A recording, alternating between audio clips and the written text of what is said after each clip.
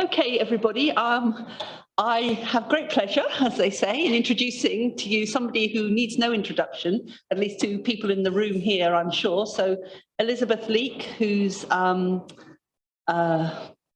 assistant professor, is it, at University of Leeds? Let's call you an international historian, Elisabeth, but with a focus on South Asia and particularly its borderland regions. And Elisabeth is going to talk to us today about, well, the title of your talk, Elisabeth, is also coincides with being the title of your new book, doesn't it? So, as it says on the screen, Afghan Crucible, the Soviet invasion and the making of modern Afghanistan. And I'm not going to carry on any longer because people are here to listen to you, not to listen to me. So, come on in, Elisabeth.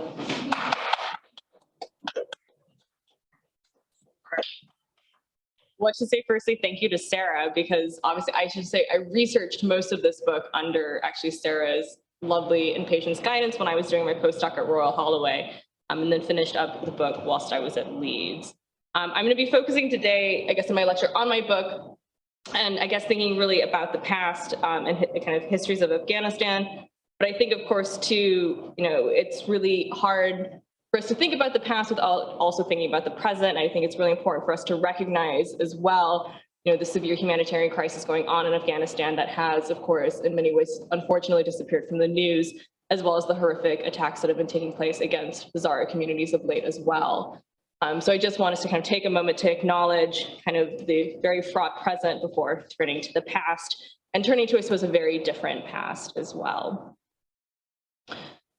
So I'm going to be talking today about my new book that actually comes out this Thursday, Afghan Crucible, and I thought to do this, I would start with a series of vignettes.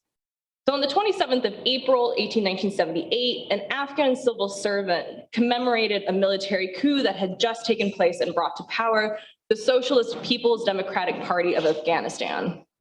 So celebrating what PDPA acolytes called the SAR, or April Revolution, he wrote, "These are Republican days full of happiness. I cannot sleep because of happiness and delight. Everywhere there is dance and music. What beautiful nights they are when you see others free. Young people are making efforts for the well-being of the country. They are dancing and laughing, delighting in their happiness. Wake up and burn down the house of ignorance. See, every youth competes with the other." Less than 4 months later then, in August of that same year, in 1978, the Central Council of the Jamiat-e-Islami, or the Islamic Society of Afghanistan, provided a very stark contrast, and they wrote an impassioned plea to Kurt Waldheim, who was then the General Secretary of the United Nations.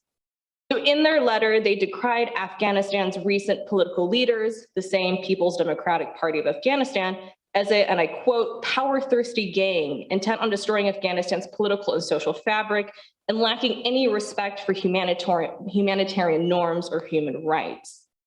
The Council demanded the United Nations intervention, and they warned the continued survival of this group will endanger the peace of this region of the world.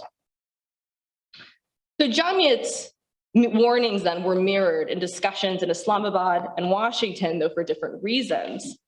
So in a ploy to receive foreign aid and against the background of tensions between Pakistan and the United States, as Pakistan continued to pursue a nuclear arsenal, Mohammad Zia-ul-Haq, Pakistan's military dictator, dramatically told the United States Secretary of State that an Afghan socialist regime meant, and I quote, "the Soviet Union is on Pakistan's borders." Publicly, American officials dismissed these claims, but back in Washington, they weren't so sure. Did the very public alliance between the PDPA and the Soviet Union signal, indeed, Soviet plans to overrun Afghanistan?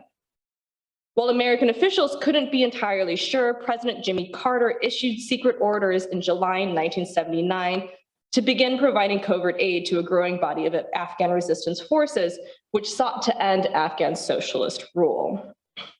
Despite tensions then between the United States and its erstwhile regional ally, Pakistan, Carter's administration chose to work with Zia and Pakistan's inner services intelligence to begin funneling money to Afghan resistance groups. As we know now, the move proved prescient. So on the 24th of December 1979, the Soviet Politburo issued a public directive which justified the deployment of Soviet troops into Afghanistan to support their allies, that same People's Democratic Party of Afghanistan. The Soviets, the Politburo claimed, sought to give international aid to the friendly Afghan people and to prevent what they called anti-Afghan actions from neighboring countries. Within days, 50,000 Soviet troops were on the ground in Afghanistan. They would remain there for the better part of a decade as part of Soviet efforts to keep their local allies in power. So of these vignettes, the final two are far better known than the rest. The Soviet invasion of Afghanistan has been understood and written about in the context of the Cold War.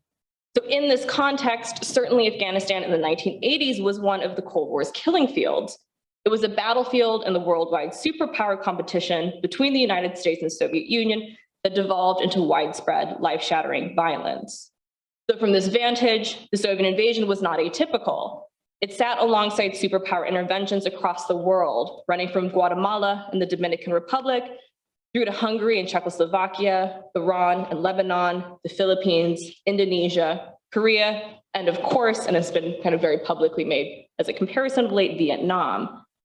So the Afghan Civil War then demonstrated how the Cold War shaped the so-called Third World, and not only as an event co-opted by the superpowers.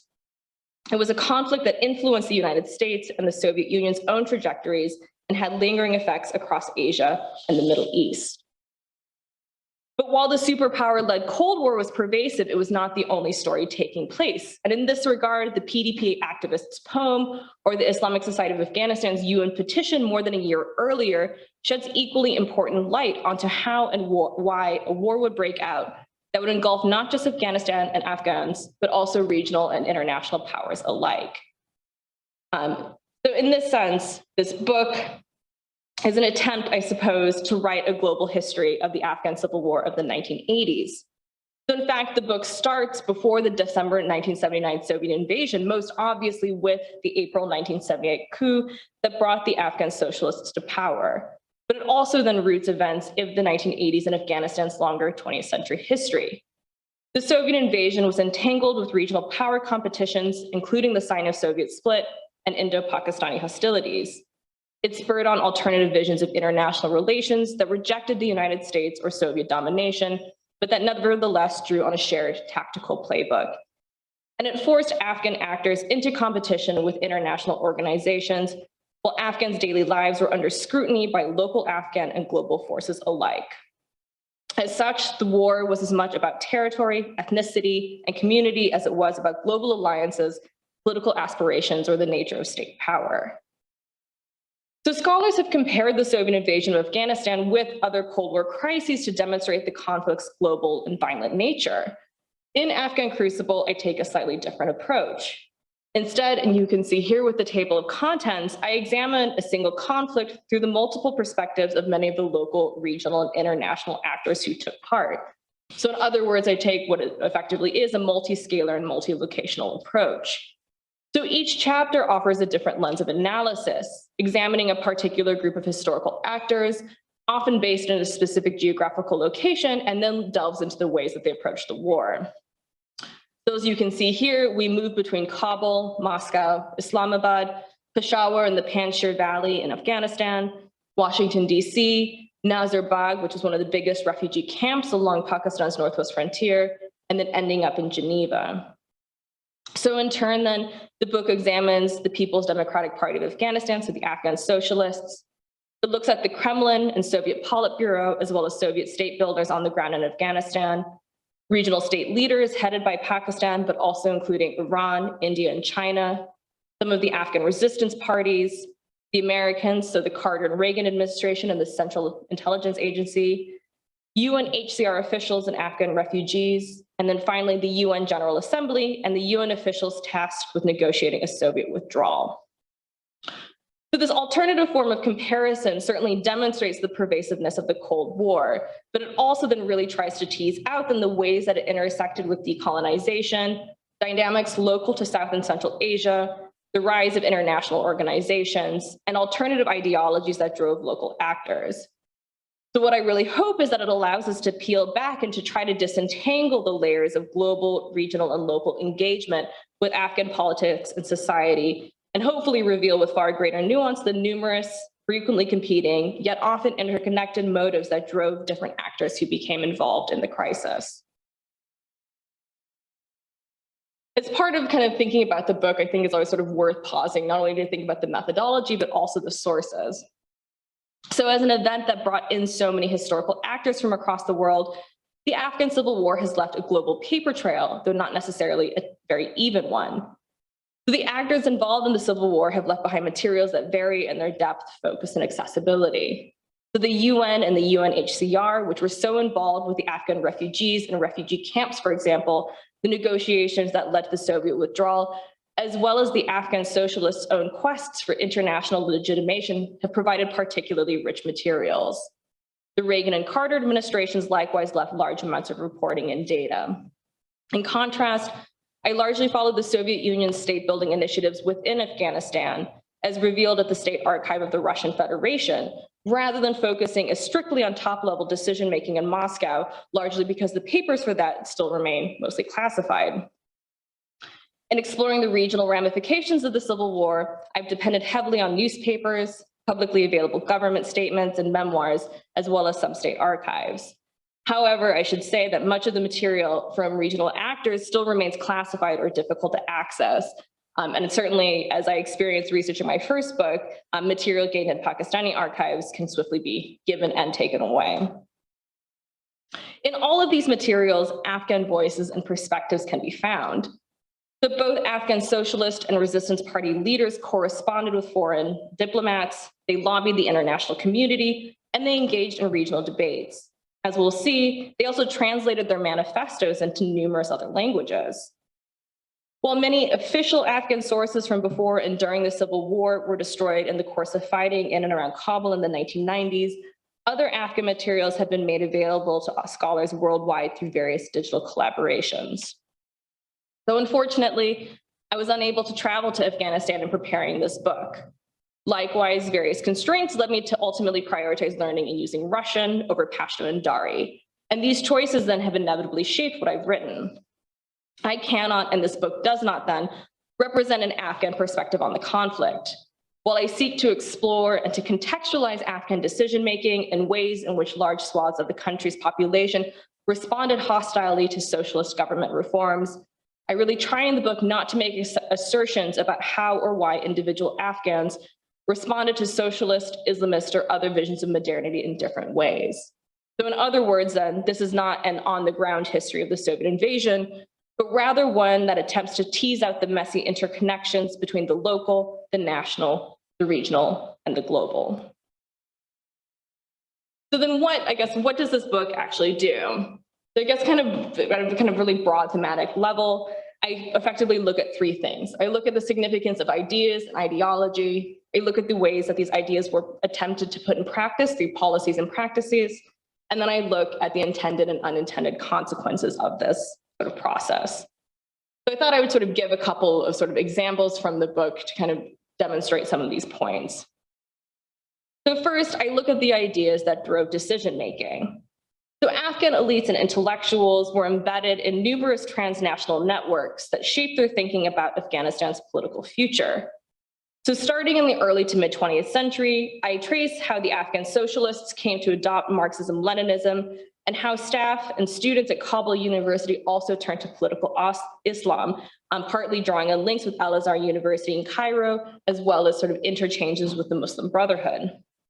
So an early chapter in the book teases out then some of these intellectual linkages. So for example, between the Afghan Islamist parties that would come to the fore in the 1980s and their relationship with earlier thinkers such as Maududi or Said Qutb. Likewise, I look at some of the PDPA's early links with the Iranian Tuda party, so the Iranian Communist Party. The later chapters then explore the further development of specifically Afghan socialist and Islamist ideas and visions of governance in the context of the socialist coup and the subsequent civil war. So what becomes evident then, especially with looking at these sort of and tracing these ideas, is the much longer historical trajectory of these groups. And this is one of the reasons I don't start the book fully in either 1978 or 1979. So I'll turn to the Afghan Islamists as one example. So the Afghan Islamist parties first came up in, I guess, a very visible way against the Afghan government in 1975, when they in fact tried to mobilize a rebellion against Afghanistan's then president, Mohammed Daoud Khan. So the rebellion failed miserably. And this in turn then caused many of the movement's leaders to flee to Pakistan. So in fact, it was in Peshawar and neighboring Pakistan in the 1970s that many of these groups really began to organize. And as a consequence in the book, I certainly discuss some of the very diverse ways in which resistance to the Afghan socialists and their Soviet backers unfolded, but I ultimately focus most specifically on two organizations that were particularly active around Peshawar and then in Afghanistan. So these are Gulbuddin Hekmatyar's Hizb-e Islami and Burhanuddin Rabbani's Jamiat-e-Islami. So Jamiat-e-Islami is that same organization I started with in my first vignette. So the reason for this kind of ultimate focus on these two groups is threefold. So firstly, I think what's really noticeable is both of these organizations, so Hizb-e Islami and Jamiat, both predated the 1978 coup and the 1979 invasion. So they really effectively started coming into being in the mid-1960s on the campus of Kabul University, and then increasingly mobilized in the mid to late 1970s. Secondly, another reason I focus on these groups is they offer a source of comparison then for thinking about Islamist government and the very different forms that this potentially could take within Afghanistan. So what I've included here on this slide are, as you can see, are the charters of these two political organizations, which were translated and published in English in 1988 as these different groups are sort of vying for power, in particular, obviously trying to reach out to Western audiences. But one of the things that's really interesting is thinking about the different policies that these two parties advocated for. So one of the things that's really noticeable, for example, about something like Hizb-e Islami is that, despite the fact that they were kind of one of the key opponents of the Afghan socialists, they also advocated land reform. And so we're actually in that respect almost taking from the same economic toolbox as the Afghan socialists. There are also then kind of distinct differences between Hizb-e Islami on one side and Jamiat on the other in terms of the sort of governing structures and organizations that they envisioned might be appropriate for Afghanistan in a kind of post-Soviet withdrawal world.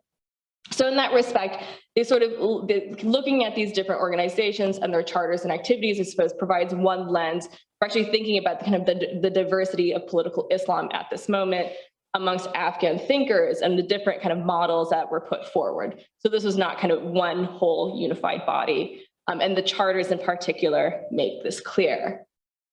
Furthermore, and I guess is the third point that I really like to make, is that what I hope becomes clear with something like these charters is the radically modernist ambitions of these organizations. So one of the things that becomes really important with the rise of these political organizations and the key roles that they ultimately play within the Afghan resistance and the Afghan civil war is that the party structures become especially significant.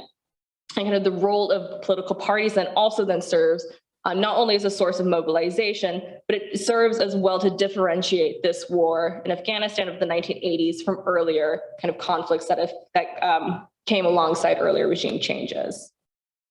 Finally, looking at Hizb-e Islami and Jamiat, I do this because these groups in particular were especially well organized. And they also very notably found favor with Pakistan's inter services intelligence, and in part because their ideas align with Zia's own Islamization policies. And this then kind of this regional kind of coalescence then is one of the key reasons that these two organizations in particular became two of the key leading resistance groups. In turn, this helped feed into a growing political binary then between socialists and Islamists within kind of the Afghan political kind of debates. And this sort of growing binary in turn left far less room for more moderate or secular reformers.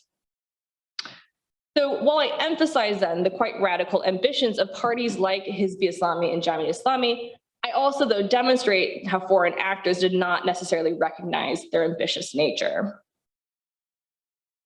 So in contrast then to this very kind of the highly ambitious nature of Hizb-e Islami and Jamiat, American analysts, officials, and diplomats, in contrast, failed to recognize the aspirations of these organizations and instead adopted older British colonial rhetoric that focused on Afghans as tribal, backwards, and resistant to change.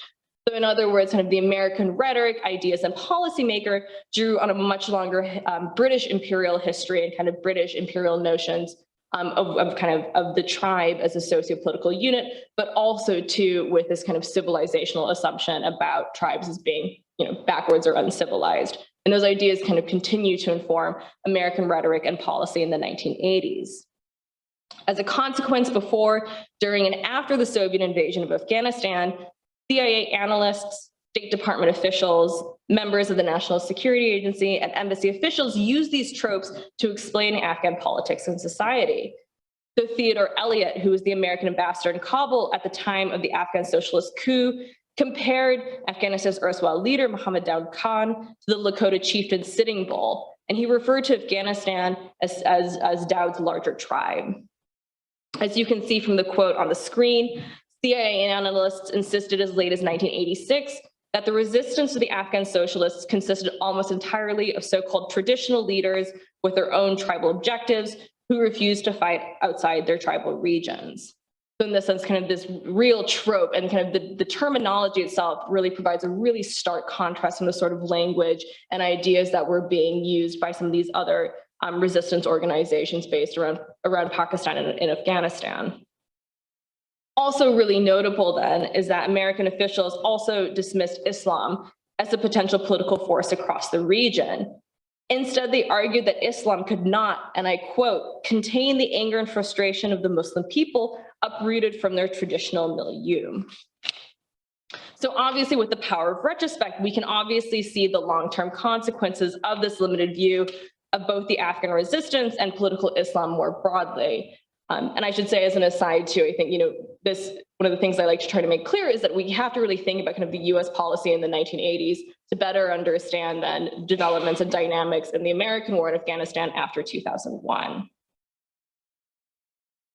So moving on then, I suppose, and moving past kind of the ideas, or perhaps in the American context, lack of ideas, I look then at how these ideas and ideologies were implemented and informed policy. So with the Soviets, for example, I explore how the Permanent Intergovernmental Commission on Economic Cooperation was tasked with enacting the mandates of the Kremlin, translating professions of Soviet-Afghan friendship into road and school building, the development of labs, the translation of pamphlets, and the creation of a functioning Afghan economy. On the other side of Afghanistan, I examine how General Zia-ul-Haq's focus on Islamization and Pakistani national security translated into the support for Afghan resistance groups, and particularly Hizb Islami and other Islamist organizations, particularly as he sought to restrict the influences of Pashtun ethno-nationalism within Pakistan and put sympathetic new Afghan rulers into power next door. Alongside that, then, as I said, I look at Hizb and Jamiat's mobilization, as well as something like Ahmad Shah Massoud's efforts to create a proto-Jamiat state in the Panjshir Valley. More locally, and as you can see here, I look at refugee camps as a site of convergence and conflict for different ideas around rights, humanitarianism, and social and political order. So on one hand, the refugee camps that were built, particularly in Pakistan, reflected a longer history of the UN High Commission for Refugees and its attempts to alleviate human suffering. So these sites, in other words, were rooted in older histories of Western humanitarian intervention and attempts to impose order and organization on forced migrants. But refugee camps then also became sites that the government of Pakistan and resistance groups used to take advantage of,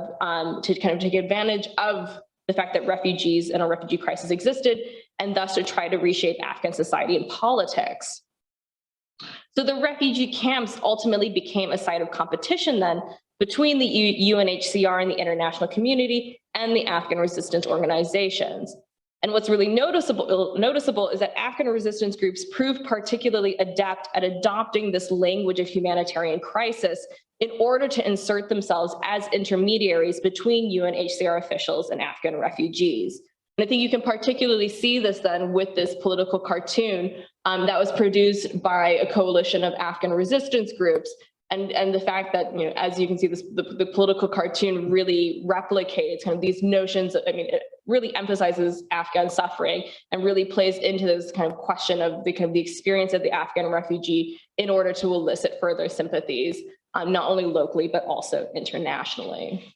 So in that sense, kind of thinking about how I think the refugee crisis is really kind of a key fundamental facet of the Afghan civil war, and certainly one that many Afghan leaders were eager to exploit. The third then, and finally, I explored the consequences, both intended and unintended, of decision-making in Kabul, Islamabad, Geneva, or Peshawar, amongst others.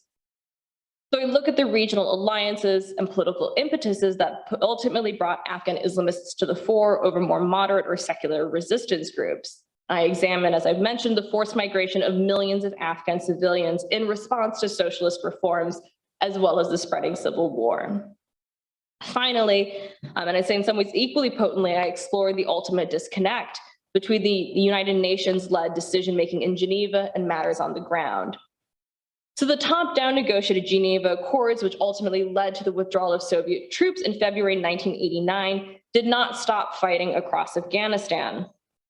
And political agreements that pledged to respect Afghan self-determination failed to create processes or spaces through which Afghan wishes could be ascertained.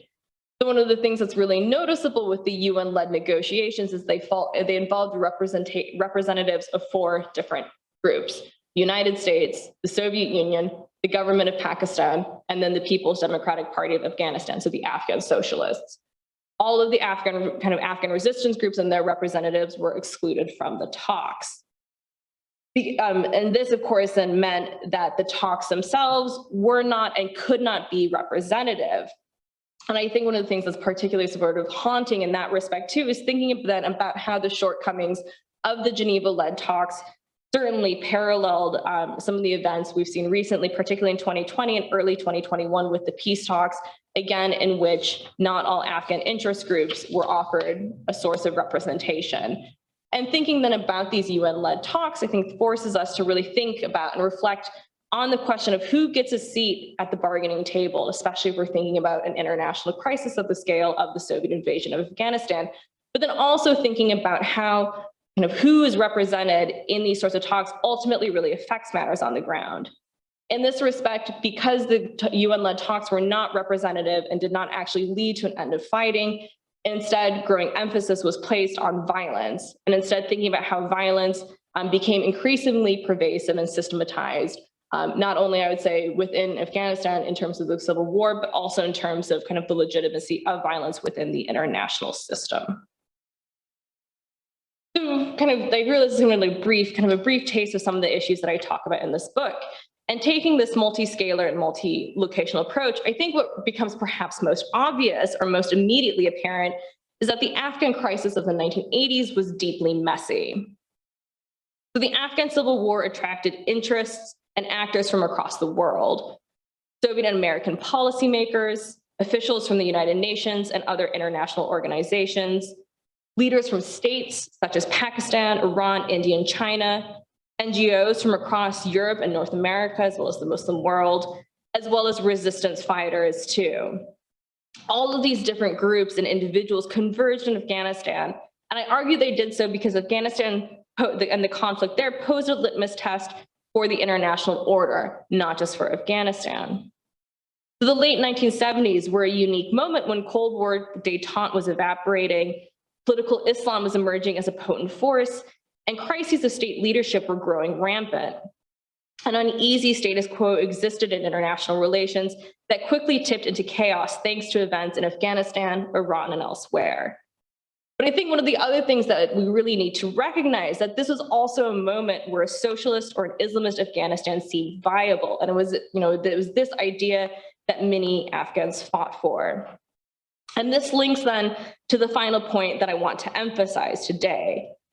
So one of the things I'm keen for us to reflect upon in terms of thinking about the Afghan war, of Afghan civil war of the 1980s, is reflecting on and recognizing the ways in which many of these Afghans were global actors. In this sense, Afghanistan in this history is certainly not just a site of foreign intervention. And instead, I explore ways that Afghan elites and intellectuals equally drove the conflict. So to take a sort of broader step back, of course, across preceding decades and centuries, Afghanistan's economy was rooted in trade links expanding north, south, east, and west. Its intelligentsia shared histories and practices of poetry, literature, and language that spanned South Asia and the Middle East. Afghan leaders had joined the 1955 Afro-Asia Conference in Bandung to express racial solidarity and to reject Cold War binaries, and they had also helped to found the Non-Aligned Movement in 1961. Afghan intellectuals received educations across South Asia, the Middle East, and further abroad in Europe, North America, and the Soviet Union. And of course, then, like their counterparts across the decolonizing world, they turned to the promises of liberalism, constitutionalism, socialism, and Islamism as modes of shaping their country's future as well as the international system. Thus, in the 1980s, educated Afghans, both within and outside the ruling elite, really drove many of the conversations about Afghanistan's political future because they positioned themselves as global actors who were taking part in universalist debates about politics, the social contract, and international relations. So Afghan elites' visions of modernity then emerged in part from exchanges with external sources, but then they also then looked to develop models that fit Afghanistan's local circumstances and that could be exported abroad. To give just one example, we can turn to the English language publications of the Afghan resistance groups I've been discussing, and they effectively use these English language sources to run a very effective public diplomacy campaign. So Jamiat and Hizb Islami opened their own offices, for example, in London and Los Angeles, and they circulated worldwide various English, Arabic, Dari, and Pashto language newspapers. So among these, as you can see on the screen, were Jamiat's Mirror of Jihad and Hizb Islami's Mujahideen Monthly. So party leaders used these publications to demonstrate the global significance of the war in Afghanistan, to cultivate further support, and to begin discussing different models of Islamic political organization. So they explained their political goals in terms that would be recognizable to many foreign audiences. So Hizb Islami, for example, in Mujahideen Monthly, demanded an independent and non-aligned Afghanistan that was self-sufficient and had good relations with the international community, while also, somewhat ironically, pledging to respect human rights. Jamiat likewise pledged to uphold peaceful coexistence and Afghan self-determination. And both parties, I should note, drew broader parallels with other events taking place across the world. So as one Jamiat representative pointedly told a seminar in Washington, D.C., quote, "If we fail, no small country in the world can feel safe, and world peace will become even more fragile." The goal of the Islamist parties then were those of the world community, political independence and peaceful international relations, and these Afghan representatives were particularly eager to make this point. Yet, of course, then for these two organizations in particular, they also tailored their ideas and aspirations through the prism of political Islam for what these party leaders perceived to be then Afghanistan's political, social, as well as spiritual needs. This, I think, this is kind of one of my, I suppose, favorite sort of political cartoons as well, that again, I think really demonstrates kind of the global awareness of many of the Afghan resistance leaders. So if you can see it, so it's Afghans resistance fighters raising the green flag of jihad. And this political cartoon was inspired by the very famous photograph from the Second World War of American Marines raising the American flag, or Old Glory, at the Battle of Iwo Jima. And I think this cartoon in this respect is so potent and it's so interesting because firstly, it shows how Afghan elites and intellectuals are engaging in this global circulation of ideas and images, but then also thinking about the ways that they appropriate it and reinterpret it for their own means, and using the sort of visual culture very effectively to demonstrate the significance of their fight, but using the sort of visual representation to also sort of advertisers and kind of mobilize further support, not only locally, but also internationally. So in that sense, then tracing some of these networks that linked Afghans' aspirations to a broader global context helps to shed light then onto some of the myriad ways that educated Afghans, as well as intellectuals and elites across the world, understood and aspired to certain forms of national and international politics.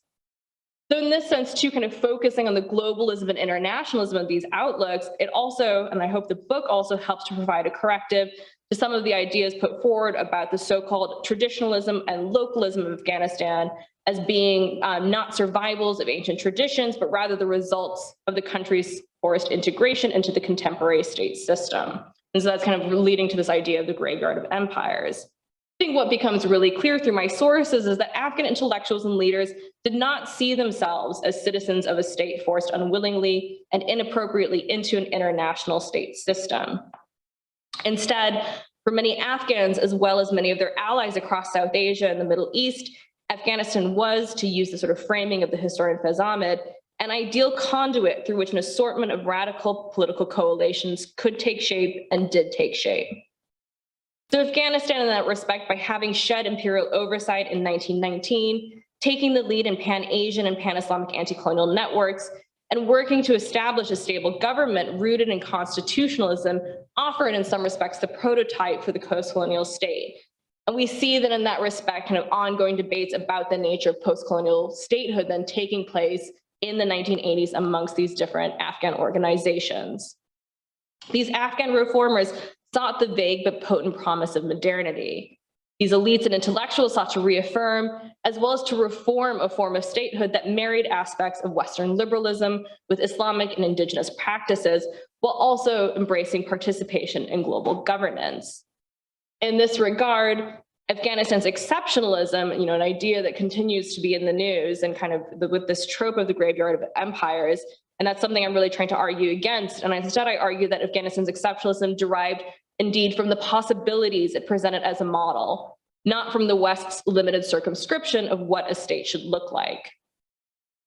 So in that sense, and to very briefly conclude, to fully understand the Soviet invasion and the Afghan Civil War, we must recognize then that Afghanistan of the 1980s was a place of potentials as much as a place of political and ultimately military failure. Afghan modernizers' ideas and aspirations mattered, and they reflected a time and place where it seemed possible that either side could succeed in fundamentally reshaping Afghanistan. Of course, as we know, the civil war between the two sides did change Afghanistan, but not in the ways that any of the groups involved hoped for. So exploring how different actors inside and outside Afghanistan responded to the socialist coup, or the so-called Tsar Revolution, as the PDPA called it, as well as the subsequent Soviet invasion, reveals, I suppose, why none of these various visions of Afghan modernity ultimately came to pass. The Afghan crisis of the 1980s derived from politics and interests born in multiple locations, and collectively, they were irreconcilable. Nevertheless, they continue to have potency and consequences as many of these factors continue to influence not only Afghanistan, but I think the broader world in which we live today. Thank you, I'll stop there.